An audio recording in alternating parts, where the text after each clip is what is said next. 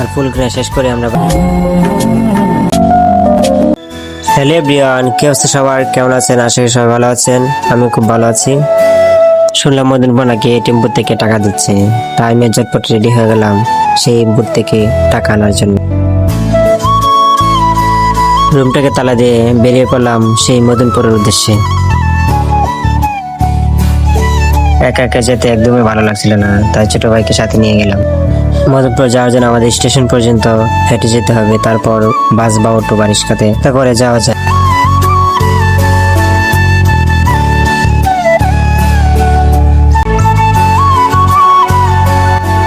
হাঁটতে হাঁটতে চলে আসলাম আমরা স্টেশনে। দেখা যায় কোনো গাড়ি পাওয়া যায় কিনা। সামনে এক রিক্সা দেখতে পেলাম, তারপর আমরা দুজনে উঠে পড়লাম রিক্সাতে যাওয়ার জন্য।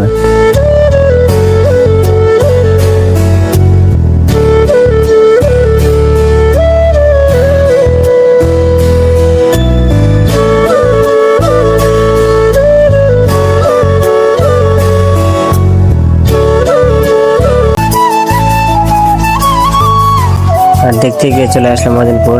তারপর মামাকে রিক্সা ভাড়াটা দিয়ে আমরা চলে গেলাম ফ্লাইওভারের কাছে। মানুষের ঠেলাঠেলি করে কোনোভাবে পার হলাম ওভারব্রিজ। ফাইনালি চলে আসলাম সেই এটিএম বুথের কাছে। ওইতে সামনে দেখা যাচ্ছে এটিএম বুথ। দেখা যাক ভিতরে ঢুকে আস্তে আস্তে কি করা যায়।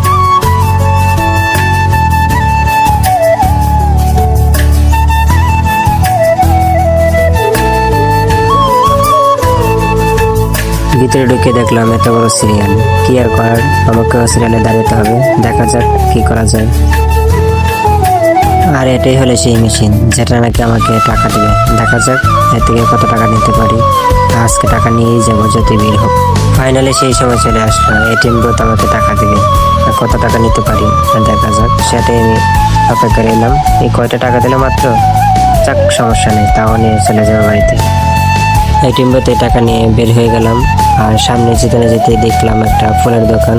ছোট ভাই বললো তাকে নাকি একটা ফুল কিনে দিতে হবে। ওকে আবার আমি জিজ্ঞেস করলাম যে ফুল দিয়ে তুই কি করবি? ও বললো নাকি ওর গার্লফ্রেন্ডকে দিবে। আসলে ভাবা যায় ওরও গার্লফ্রেন্ড আছে।